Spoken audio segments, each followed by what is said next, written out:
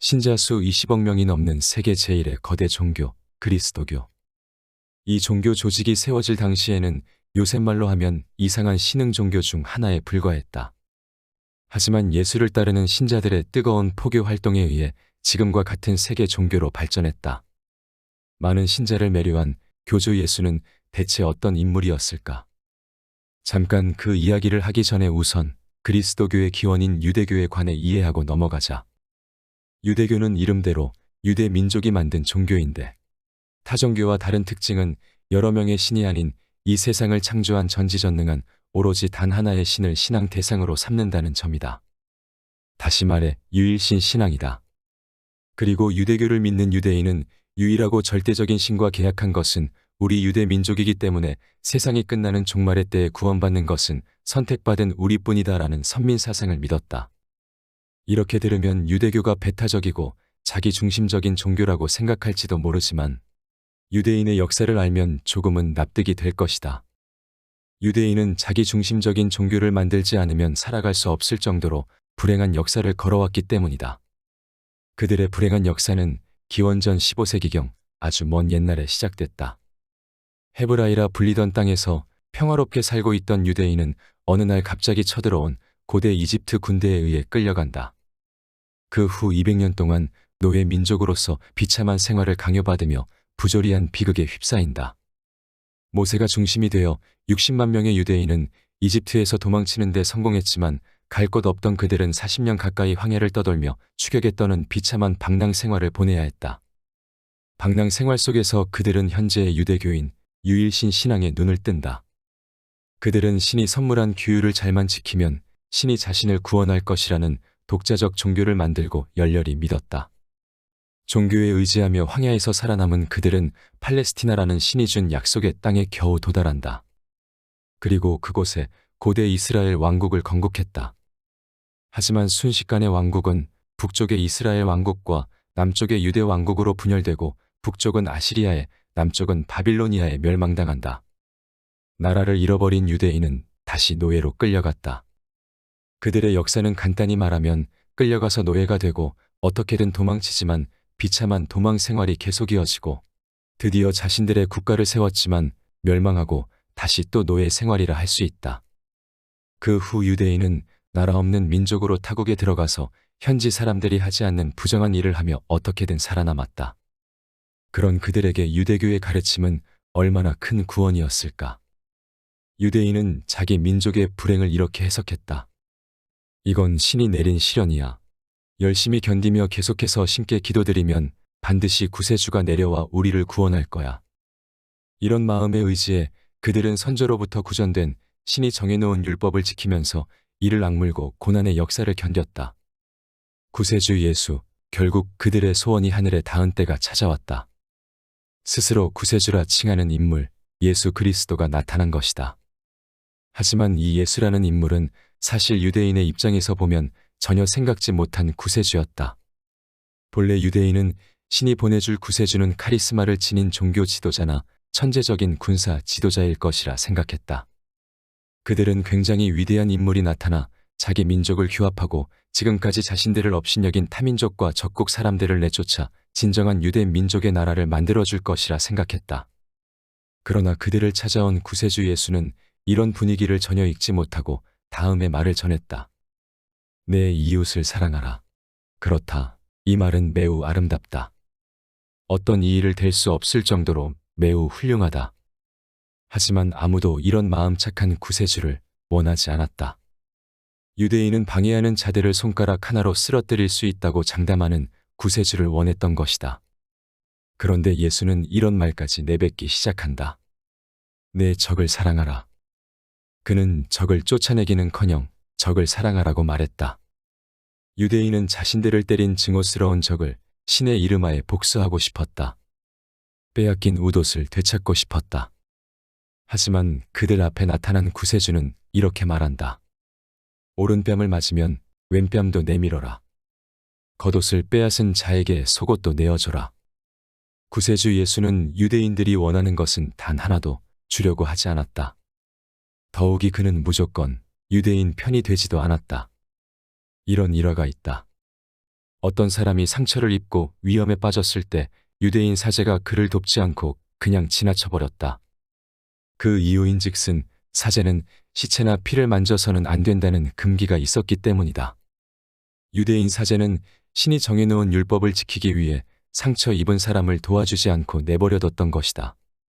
그때 그곳에 유대인이 아닌 이민족 사람, 정확하게는 유대인이지만 이민족 피가 섞여 있어 유대인에게 인종차별을 받고 있던 사마리아인이 다가와서 상처받은 사람을 도와준다. 자, 그럼 어느 쪽이 선한 사람일까? 예수는 후자, 즉 이민족 사람이 선한 사람이다라고 명확히 답을 내린다. 어쩌면 매우 당연한 답이라 생각할지 모르겠으나 잘 생각해보자. 세상을 자세히 바라보면 배타적인 종교가 많이 있다. 그런 종교의 신자들은 자신의 종교를 믿지 않는 사람들은 어떻게 돼도 상관없다. 오히려 죽이는 편이 그들을 위한 일이다 하고 외치며 피비린내 나는 전쟁을 반복하고 있다. 당신은 이런 사람들이 많은 곳에서 위와 같은 말을 할 수 있을까?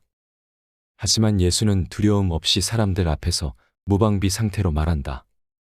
아니다. 신이 정한 율법인지 뭔지 모르겠지만 아무리 생각해도 이민족 사람이 선한 일을 했다. 신도 당연히 그 이민족을 구원해 주실 것이 분명하다. 이러한 예수의 말과 행동은 유대 민족의 구세주를 기다려왔던 사람들에게 큰 실망을 안겼고, 실망은 격한 분노로 바뀌었다. 결국 예수는 반사회적 활동을 행한 가짜 구세주라는 죄목으로 붙잡힌다. 예수를 붙잡은 유대인은 그를 벌거숭이로 만들고 십자가에 못 박았다. 그리고 그에게 돌을 던지면서 자, 구세주잖아. 신에게 부탁해서 도움을 청해봐라고 말하며 조소를 보냈다. 결국 유대인은 창으로 예수의 몸을 찔러 죽였다. 그 모습을 본 예수의 제자들은 매우 비탄해했다. 어째서 이렇게 된 거지? 이런 무자비한 일이 일어나도 되는 것인가? 왜 저 위대하고 옳은 말을 한 사람이 무참히 죽임을 당해야 하는 것인가? 예수는 자신을 죽이려고 돌을 던지고 창으로 찌르는 사람들 앞에서 부디 그들을 용서해 주십시오라고 신에게 간청까지 했다. 이렇게 위대한 사람이 왜 이런 상황에 놓인 것일까? 아니야, 틀렸어. 예수님은 죽지 않았어. 분명히 신의 힘으로 부활해서 다시 돌아오실 거야. 이렇게 굳게 믿은 제자들은 자신의 신념을 각지에 전달하기 시작했다. 진정한 구세주라며 예수님을 우러러보는 그리스도교를 포교하는 활동을 시작한 것이다. 물론 사형당한 인간이 다시 살아났다는 이야기를 듣고 어이가 없어 비웃는 사람도 많았다. 그렇다고 해서 제자들은 기가 죽지 않았다. 위대한 예수는 돌에 맞고 사람들의 비웃음을 받으며 심지어 창에 찔려도 타인을 사랑하라라는 말을 남겼기 때문이다. 예수가 당한 일에 비하면 비웃음 받는 일은 아무것도 아니었다. 그렇기 때문에 그들은 눈물을 흘리며 목이 쉬도록 외쳤다. 그런 열정적인 포교 활동에 마음이 흔들린 사람들도 분명 있었을 것이다. 실제로 많은 나라의 전통적인 종교나 교리가 이제는 낡은 것이 됐다. 콩을 먹지 말라와 같이 이유를 알 수 없는 생활 규칙을 강요하는 것뿐이었기 때문이다. 그런 중에 이웃을 사랑하라. 적도 사랑하라. 그저 타인에게 친절을 베풀라. 사람은 자신을 창조하신 신의 사랑을 믿으며 살아가야 한다는 단순하지만 어떤 민족이나 공감할 수 있는 가르침에서 진실한 울림을 들은 사람도 많았다. 민족이라는 틀을 넘어 점점 신자를 늘려간 그리스도교는 잠시 위험한 종교라는 이유로 탄압을 받았지만 4세기경 로마 제국의 국교가 되어 확고한 지위를 세우는 데 성공한다. 그리고 현재의 그리스도교와 같은 세계적 종교로 발전했다. 사상 최강의 철학 인문에서 예수 그리스도 부분을 가져왔다. 예수에 대해서 조금 더 알아보자. 오늘날 보편적인 문화와 정서가 될 정도로 예수가 미친 영향은 실로 대단하다. 이는 오늘날 우리가 쓰고 있는 연도 표기법만 봐도 알 수 있다. 기원전을 나타내는 영어 약자인 BC는 그리스도 이전이라는 뜻이다. 한편 AD는 주님의 해란 뜻으로 예수의 출생연도를 말한다. 즉 우리가 현재 쓰고 있는 연도 표기법은 그리스도교의 창시자 예수의 탄생을 추정한 해를 기원으로 하고 있다. 하지만 실제 예수의 출생연도는 기원전 4년으로 추정되며 이는 서력기원이 원년을 정의할 때 오차가 있었기 때문이다.